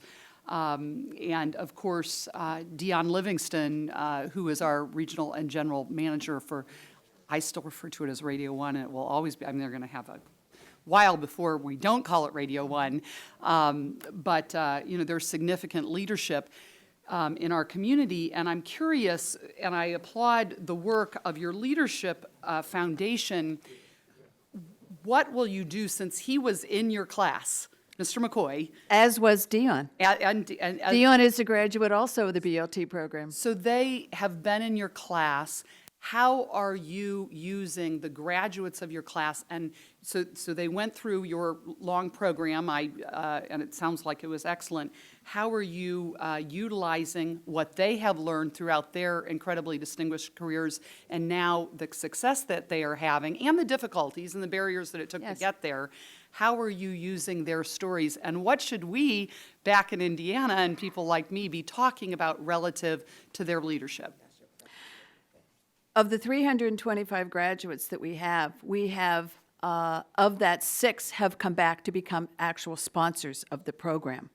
So they have given back to the program that has given to them and been paid sponsors so that others could go through the program. And DeJuan is one of those. He was actually the first to come back as a sponsor of the program itself. In addition to that, both Dion and DeJuan have become back as faculty members for the program, as have over a dozen other members of the program who have graduated and become either owners, CEOs. I referenced Jordan Wertlieb from Hearst Television. Jordan comes back every year to speak to the class as a BLT grad. All of the BLT grads that have been part of the program have many cases come back to be part of it, but all stay in touch with the program. We have matched, in many cases, people who are looking for stations in markets where we have BLT grads. We have put them in touch with one another. We have an app for all of our graduates that shows them where they are, how to reach them, with contact information so that we can keep that as a network, if you will, to use. And also, DeJuan and several other of our graduates have become associate deans for the program. Outstanding. Thank you so much for sharing. Yes. I could share a little about DeJuan. MMTC, as I mentioned, we have a nonprofit brokerage run by David Honig and Suzanne Gaugerty. And DeJuan, I guess after he graduated, he's a client and a regular member and speaker at our conferences. And what the brokerage does is that it helps to get entrepreneurs into the deal flow, because certain deals come to us and then we're able to share. I haven't met Dion yet, but I would imagine that he'll be a client. They were both in the same class. That was quite a year. Well, and I guess I'd ask, I'm curious whether or not your 2 organizations work together. Yes. I am on the advisory board for Okay. MMTC, and MMTC is very much involved in coordinating efforts with what we do in the terms of the BLT program, and there is a considerable overlap in terms of point of view. Okay. And one of the things is that, if I may, there was a period after the tax certificate, the brokerage was formed after the tax certificate was gotten rid of. And so one of the things that occurred in order to help some diversity to happen, the brokerage was the recipient of several station donations from Clear Channel, now iHeartRadio. Mm-hmm. And through that process of donating the stations to MMTC, we were able to help minority buyers to first serve as managers and then ultimately buy the station. So that's another thing. We didn't really mention that before, but And you do want to mention to whom you sold 2 of those stations, perhaps a BLT grad. Yes. Well, Just wanted to share that. Thank you for sharing, and thank you for your incredible work, and really appreciate the incredibly important role that those stations play in the central Indiana community. I yield back. Gentlelady yields back. Chair now recognizes Mr. Butterfield for 5 minutes. Thank you very much, Mr. Chairman, and let me again thank the four witnesses for your testimony today. Mr. Chairman, I have sat here patiently from the gavel. I heard every question and every conversation that has taken place, and so I'm not one to go through questions that have already been asked, and most of the questions that I had prepared have already been asked of the witnesses, and so I'm going to forego most of this, but I will ask Professor Sandoval something very simple. How does diversity media ownership serve the public interest? I know we've made the business case for it and how it gives women and minorities an opportunity to engage in business activities and to acquire wealth, but what is the public interest? As I mentioned, and as the courts and the Supreme Court has recognized as well, that media ownership diversity is important because owners have the opportunity to decide what content gets aired, which editorials get aired, which commercials get aired or rejected, and also who gets employed. And so this is important. For example, I wrote a book chapter on the Native American reservation electricity and infrastructure gap, and am planning to go back to the Yurok reservation in California where there is a large electricity gap in March. And for some time, I've been trying to pitch the station to some of our local TV stations who've actually interviewed me about electricity issues and the PG&E bankruptcy to come with me to the Yurok Reservation to, with the cooperation of the Yurok, tell the story about this gap, this unbelievable gap where people in California do not have electricity. And it's been a really hard sell to get somebody to come and cover this story. And so at this point, I'm thinking, I have a former graduate who went to film school, so I'm going to ask him if he can come with me so that, we, along with the Yurok, can create this story. People need to know about this, but yet that mainstream broadcasters are not covering it.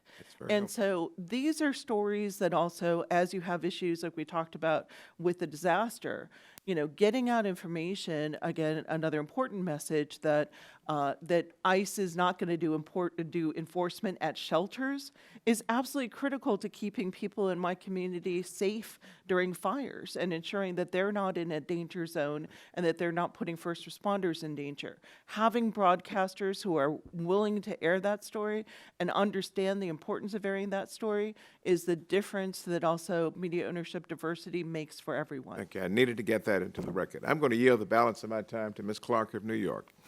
I thank you, my colleague, and I thank our panel for your expert witness today. I want to drill down on EEO enforcement. Mr. Oden, given the calls to reestablish Form 395 EEO data collection, is there any reason why the FCC could not issue an order to restart the collection of this data from the record before it in this proceeding? And Ms. Sandoval, what are your thoughts regarding the lack of data on the diversity of media ownership?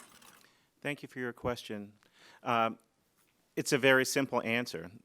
Nothing is stopping the FCC. In fairness to Chairman Pai, he has articulated a general concern about the constitutional implications of enacting the program or beginning to collect the data again. The National Urban League, along with our partners at MMTC and number of other civil rights organizations, have said there is really no constitutional or legal impediment to doing so. And although we respect the cautious litigation stance of the FCC, we believe the FCC has a very strong legal case to enact those record collection requirements immediately. And if I may just add, MMTC has also Your mic. MMTC has also advised the FCC that in order to have the data, have the most conservative point, you could have the data anonymized, and that would further insulate it if there's concerns on the commission, and we're trying to work with the commission to use that approach as well. Thank you very much for your question. EEO data was collected for decades by the FCC, and in fact, there was also EEO enforcement that was very active. And so what your bill would call for is just starting up the data collection again, which actually the FCC is already mandated to do by Congress. This is already a statutory mandate, which the FCC does not have the discretion to ignore. And creating this data is also important because broadcasting is a industry that is infused with the public interest. They hold their licenses as trustees for the public interest. So as a matter of transparency, corporate governance, as well as research and understanding by policymakers, this data is absolutely critical, absolutely collectible, and should be released. Thank you. And you'll be next afterwards if you want to. You'll have another 5 minutes if you want it. After Mr. Flores, who is now recognized for 5 minutes. Thank you, Mr. Chairman. I want to thank the panel for being here today, and thank you for the tangible and meaningful work that you've done to improve diversity in the media space. Want to talk about the Broadcast Leadership Program, or the BLT program, that the NAB has helped sponsor in terms of being an initiative. It's brought real impact on diversity and inclusion in the broadcast industry, and I'm pleased to note that Gray TV, a broadcasting company with a strong presence in Central Texas, is an active partner in this program. And I've had the pleasure of working with Gray TV stations countless times during my tenure in Congress. They produce quality local program, and they're a broadcast company that spends an incredible amount of time giving back to the community, not only their time and resources and valuable airtime.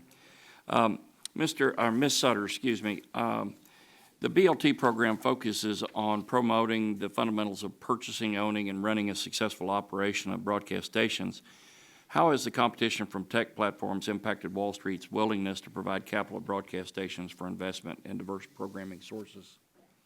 Well, certainly one of the challenges that we have is that the competition in the media space has grown exponentially. And so I think the challenge for all of us is to be able to recognize what makes us different and what makes us unlike those other organizations that are national, and that is that we have the ability to be local and represent our communities.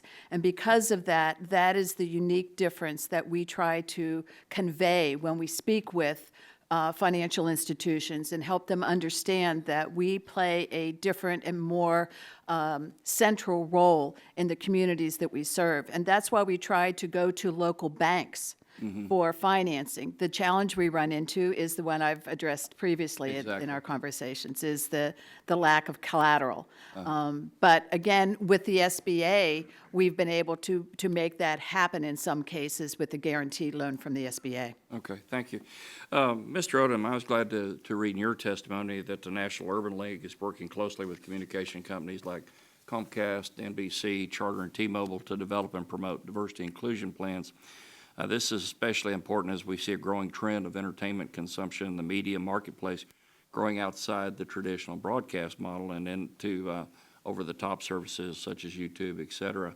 How can we expand the initiatives to the over-the-top providing programmers to help improve diversity in that area? Thank you for your question, and it's an excellent question, one that we've given a lot of thought to. As we said earlier, there are some of us on the panel who are members of the FCC's Diversity Committee. And one of the things that we've undertaken recently is a study of the diversity practices of older, more established media companies and telecom companies versus those of younger companies.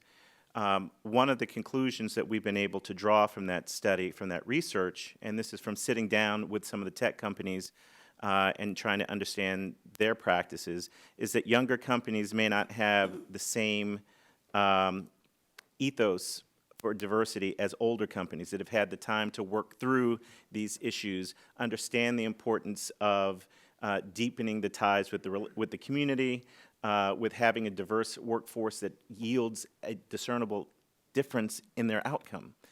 So we think this is something that may, it will hopefully improve over time, but it improves with the leadership of these companies. And the companies themselves and the CEOs of all of those companies have to eventually do what other companies have done and say this is important.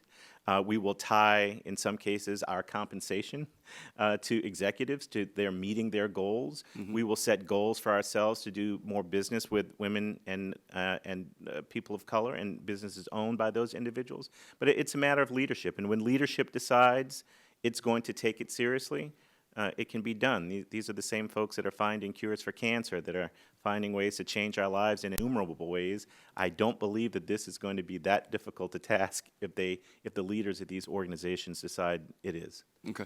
I only have a few seconds left, and on that regard, from a policy perspective, if we're looking at legislation to deal with the diversity issue, try to improve diversity, should we consider the new media space as part of that legislation?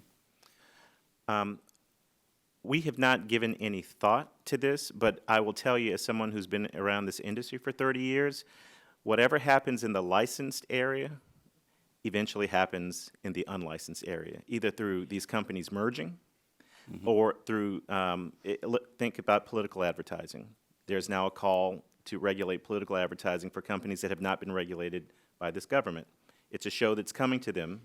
And I think at some point, Congress will and has looked at these issues. Okay. Gentleman's time has expired. Thank you. I yield back. Ms. Clark, you're now recognized for 5 minutes. I thank you, Mr. Chairman. I thank our panelists once again. I wanted to drill down on the issue of diversity and localism.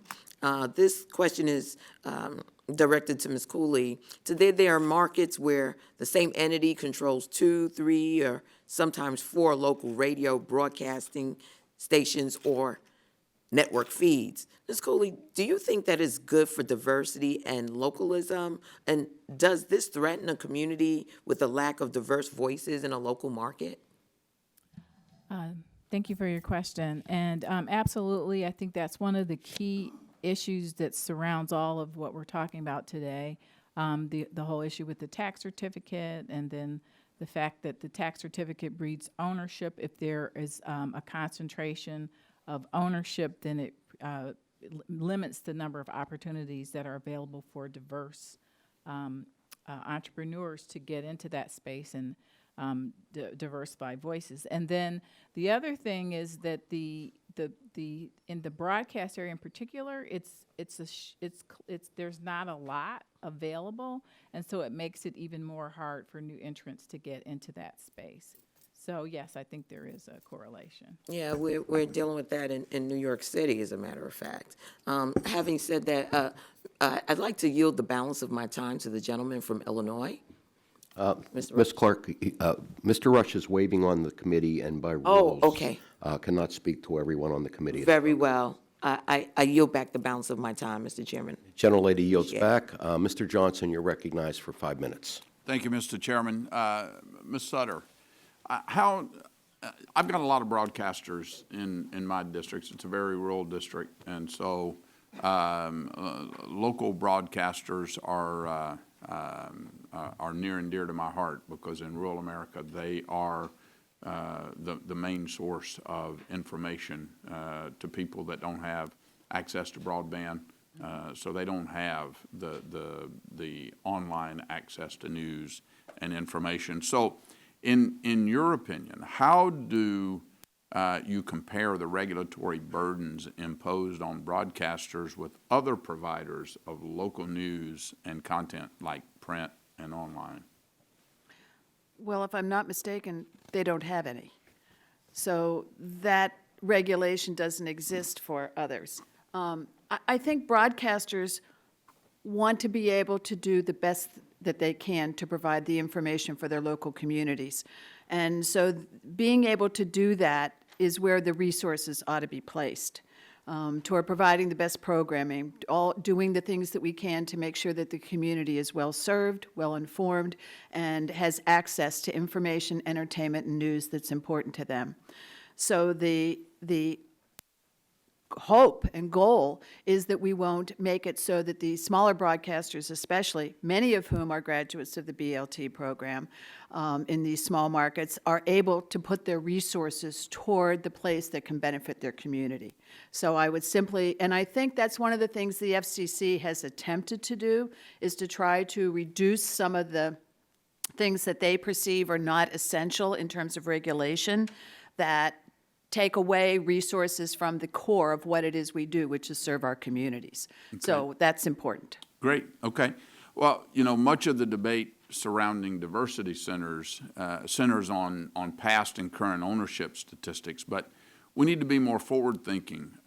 Local radio and television broadcasters are striving to integrate online and app-based technologies to improve their outreach to their communities. What type of programs do the broadcasting industry conduct to grow and promote new entrants and leaders seeking to innovate in broadcasting?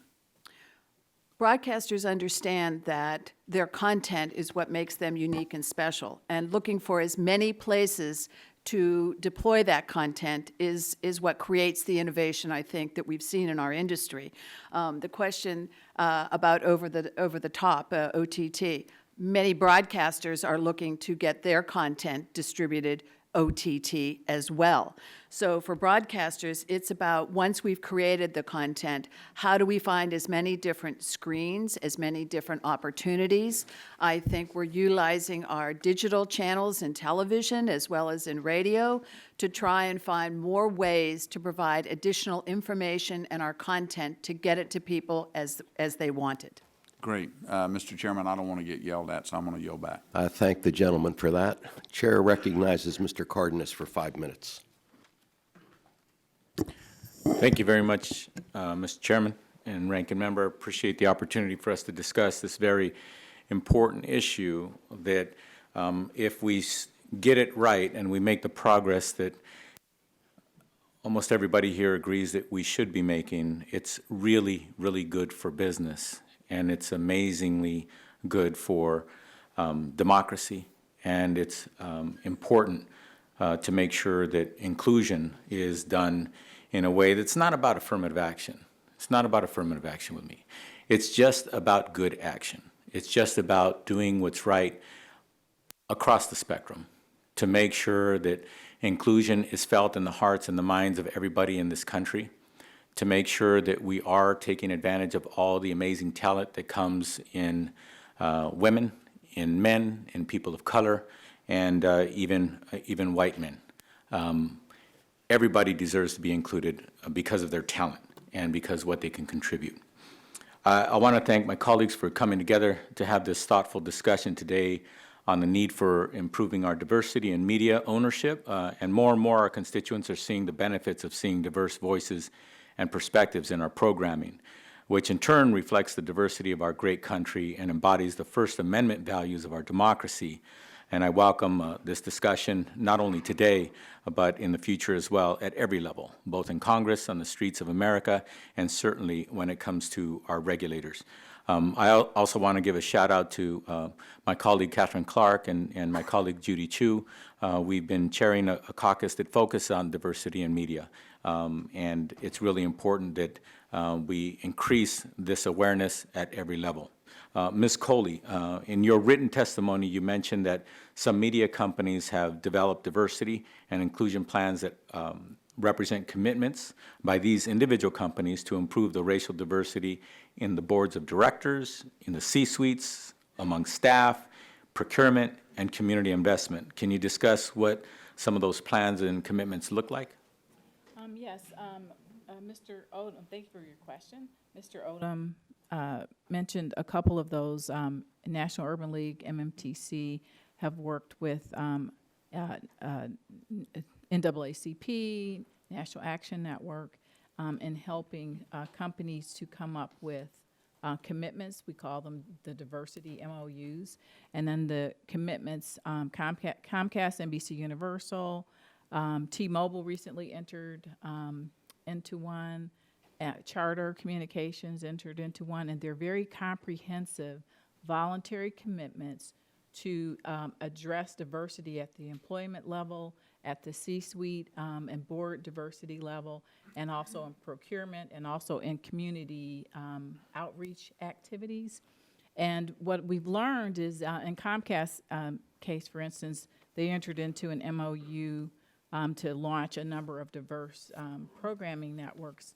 And a lot of times what you learn is that we are living in America in 2021, And a lot of these networks are very good business. And so what you find is that some companies actually exceed some of the requirements under the MOU because they see that this is actually really a good. Are those companies who are succeeding, are they going bankrupt? Are they suffering from these efforts?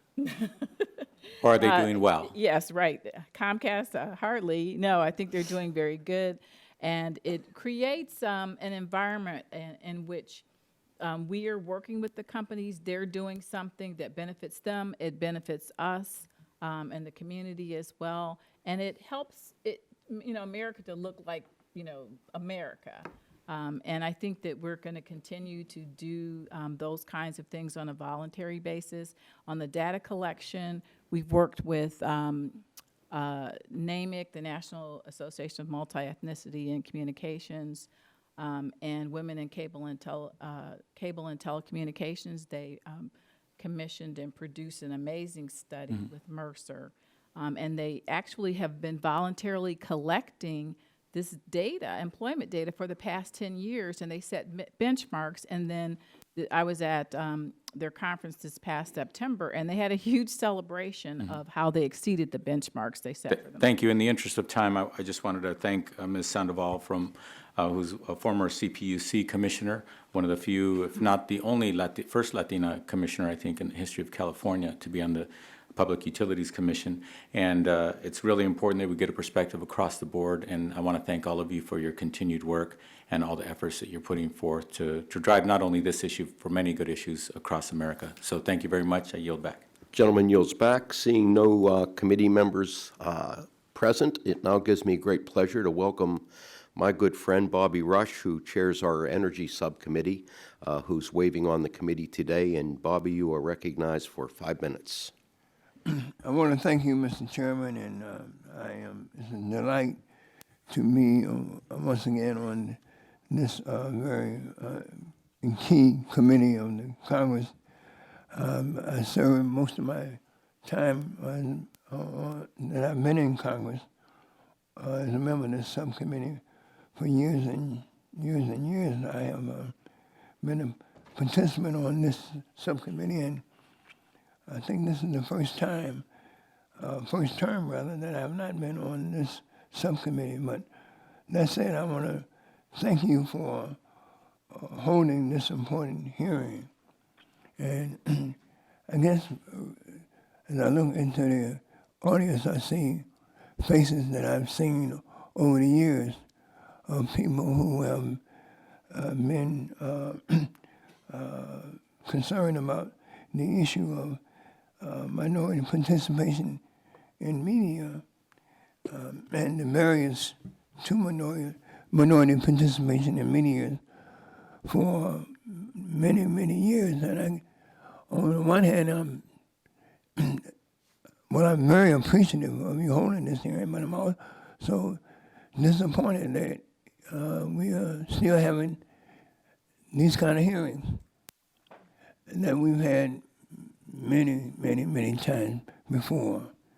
And it's kind of disheartening that we're still having some of the same arguments, taking some of the same positions that we've taken for decades now.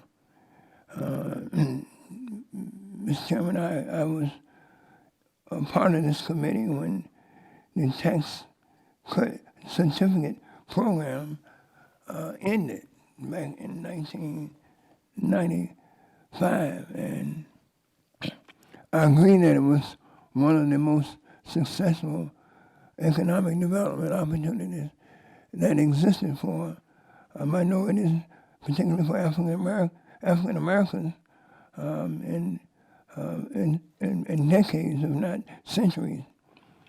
It granted broadcasters to finally grant minorities a voice, a recognized voice that transcended communities and touched our nation as a whole. And it increased minority access to capital in the broadcasting industry. And Mr. Chairman, I just have to state for the record that back in 1994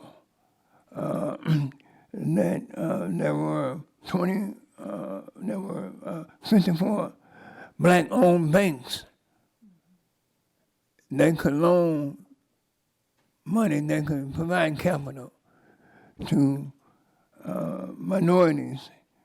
And today, there are 21 black-owned banks. So we're headed in the wrong direction. We're headed in the downward spiral. Mr. Chairman, I read somewhere recently that the net worth of white Americans in this nation is somewhere around $137,000. The net worth of African Americans is $11,000, headed in the wrong direction. Mr. Chairman, back in 2003, I introduced the Telecommunications Ownership and Diversification Act, which was aimed to reinstate the tax certificate program. And we weren't successful changing administration and what have you. We weren't successful. The situation is even more desperate than it was and different than it was in 1995 when the tax certificate program ended. We've heard a lot of discussion today about the problems with diversity as it relates to broadcasters. And it is a problem, but I believe that there's a problem even greater than just this one problem. The problem that we are confronted with is pervasive throughout the media and the telecommunications industry particularly. And to address this much greater problem, this widespread problem, I am working on a legislation that would address the lack of diversity in a more robust, effective, and comprehensive way. My time is up, Mr. Chairman, and I don't have an opportunity to ask questions of the witnesses. But this is a problem. That's because you talked for 5.5 minutes. I know, Mr. Chairman, but this is a problem that's serious to my soul. It's I understand. a serious problem, and thank you for allowing me to be a part of this. Of my time. The gentleman yields back, and I thank him for being on the committee today. He's always welcome here. I want to request unanimous consent to enter the following documents into the record. A letter from the Leadership Conference on Civil and Human Rights, a letter from the LPTV Spectrum Rights Coalition, a letter from the National Hispanic Media Coalition, a letter from Public Knowledge, a 2019 National Association for Multi-Ethnicity in Communications and Women in Cable Telecommunications Diversity Survey, a statement in support of Expanding Broadcast Opportunities Act, September 2019 letter from MMTC to the FCC, a December 2019 letter from MMTC to the FCC, a September 2019 comments filed with the FCC, November 2019 comments filed with the FCC, an NTIA MTDP Minority Broadcast Ownership Report, a journal article by David Honig, and written remarks of Chairman Pai at MMTC's 9th Annual Broadband and Social Justice Summit. Without objection, it is so ordered. I want to thank the witnesses for participating in today's hearing. We appreciated your testimony and your answering the many questions that were put in front of you. I would remind members that pursuant to committee rules, they have 10 business days to submit additional questions for the record to be answered by the witnesses who have appeared, and I would ask that each witness who has appeared respond promptly to any such questions that you may receive. At this time, the committee is adjourned.